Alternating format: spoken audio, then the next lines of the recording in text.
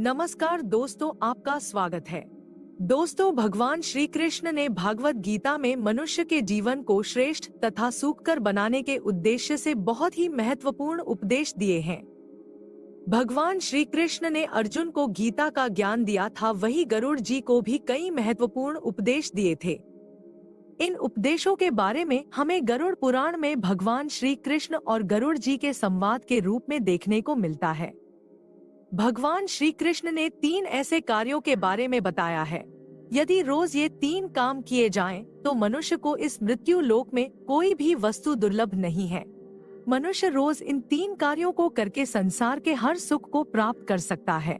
इन 3 कार्यों को शास्त्रों में सर्वश्रेष्ठ और सर्वप्रथम करने वाले माने गए हैं। प्राचीन काल से ऋषि मुनि तथा अनेक पराक्रमी राजा महाराज इन 3 कार्यों को नित्य बिना चुके करते थे। जो भी इन 3 कार्यों के बारे में जानता है और रोज बिना चुके ये 3 काम करता है, उसके लिए संसार में कुछ भी असाध्य नहीं है। वह हर वस्तु पा सकता है जिसकी वह कामना करता है।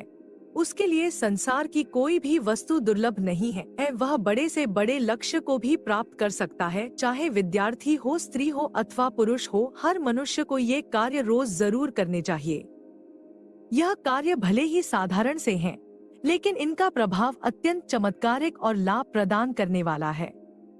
यह 3 कार्य करने से उस मनुष्य को देवता, प्रकृति तथा ब्रह्मांड में व्याप्त सभी प्रकार की ऊर्जा उसे सफल होने में सहायता करती है।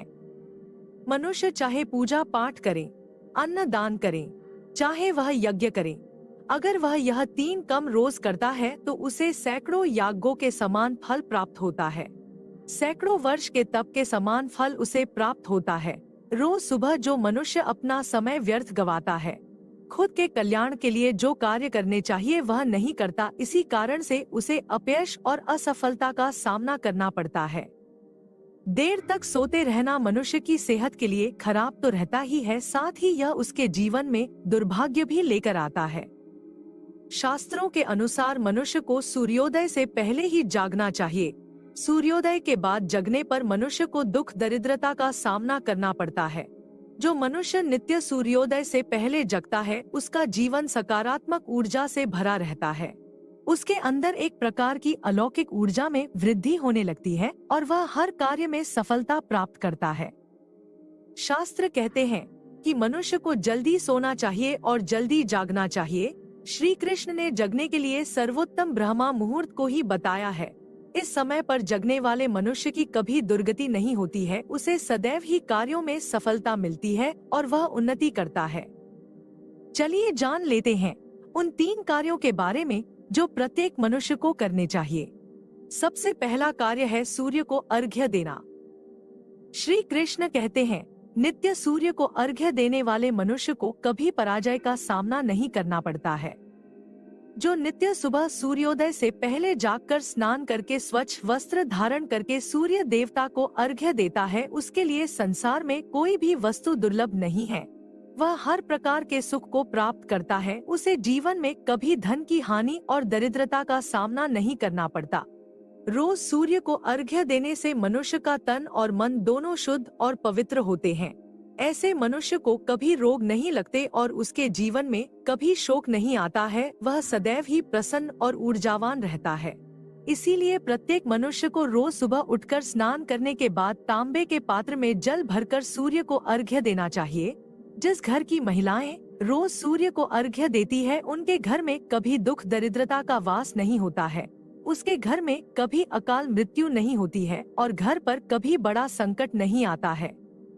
अगर आप सूर्य को जल देते समय जल में अक्षत, लाल फूल तथा लाल चंदन डालते हैं, तो सूर्य देव अत्यंत प्रसन्न होते हैं और मनोकामनाओं को पूर्ण करते हैं। दूसरा कार्य है तुलसी की पूजा करना। भगवान श्री कृष्ण को तुलसी का पौधा सबसे अधिक प्रिय है। पुराणों में तुलसी को माँ लक्ष्मी का ही रूप माना गया है। श्री कृष्ण कहते हैं, जिस स्थान पर तुलसी का वास होता है, उस स्थान पर पवित्रता और सकारात्मकता का वातावरण होता है। जो स्त्री तुलसी की पूजा करती है वह कभी पथभ्रष्ट नहीं होती है। तुलसी की नित्य पूजा करने वाली स्त्रियों को चरित्रवान तथा पतिव्रता कहा गया है। इसीलिए घर में तुलसी का पौधा अवश्य होना चाहिए। तुलसी के घर में होने से घर की पवित्रता बनी रहती है। नित्य तुलसी की पूजा करने से घर में कभी दुख दरिद्रता नहीं आती है। प्रत्येक मनुष्य को नित्य तुलसी में जल चढ़ाना चाहिए और तुलसी की परिक्रमा करनी चाहिए। तुलसी को जल देने मात्र से मनुष्य के सभी पापों का नाश होता है और उसे मोक्ष की प्राप्ति होती है। केवल तुलसी के पत्र खा लेने से मनुष्य स्वस्थ रहता है और वह कभी भयंकर रोगों का शिकार नहीं होता है। रोज शाम के समय तुलसी के पास दीपक जलाने से घर में नकारात्मक शक्तियाँ प्रवेश नहीं करती हैं और वातावरण सकारात्मक बना रहता है। श्री कृष्ण कहते हैं, रोज शाम के समय कुछ समय के लिए तुलसी के पौधे के पास बैठना चाहिए। इससे तन और मन दोनों शुद्ध होते हैं और जीवन में कभी दुख नहीं आता है। इसीलिए रोज शाम के समय तुलसी के पास दीपक जलाकर संपूर्ण परिवार के साथ कुछ समय के लिए बैठना चाहिए और ईश्वर का ध्यान करना चाहिए। इससे संसार के सभी सुख परिवार को प्राप्त होते हैं। तीसरा कार्य है गौ माता की सेवा करना। श्री कृष्ण कहते हैं, यदि मनुष्य गौ माता की सेवा करता है तो उसके जीवन में कभी दुख नहीं आते हैं। जो स्त्री नित्य गौ माता को रोटी खिलाती है वह कभी विधवा नहीं होती है। गौ माता सभी मनोकामनाओं को पूर्ण करने वाली साक्षात कामधेनु माता है। जो भी इसकी सेवा करता है उसे 33 कोटि देवताओं का आशीर्वाद प्राप्त होता है, क्योंकि गौ माता में समस्त लोक सभी तीर्थ तथा समस्त देवी देवताओं का वास होता है। गौ माता के मस्तक पर साक्षात महादेव का वास होता है। इसीलिए नित्य गौ माता के मस्तक को स्पर्श करने से महादेव का आशीर्वाद प्राप्त होता है।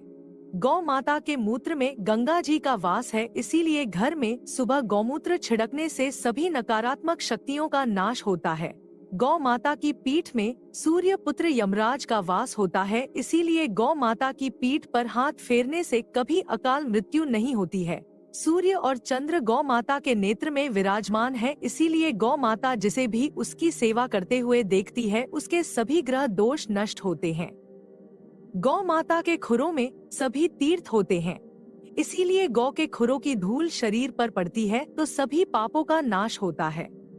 सबसे निर्मल, शुद्ध और पवित्र ऐसी गौ माता सर्वश्रेष्ठ है। उनकी नित्य पूजा करने से जो पुण्य प्राप्त होता है वह 100 यज्ञ के समान होता है। इसीलिए भगवान श्री कृष्ण कहते हैं, प्रत्येक मनुष्य को गौ माता की सेवा अवश्य करनी चाहिए। जो भी मनुष्य ये 3 काम करता है उसे कभी दुख दरिद्रता का सामना नहीं करना पड़ेगा। उसके समस्त पापों का नाश होगा और उसे मोक्ष की प्राप्ति होगी। तो दोस्तों, उम्मीद है आपको यह जानकारी अच्छी लगी होगी। वीडियो को लाइक जरूर करें, कमेंट में जय श्री कृष्ण लिखना ना भूलें। साथ ही चैनल को सब्सक्राइब करें। आप सभी का धन्यवाद।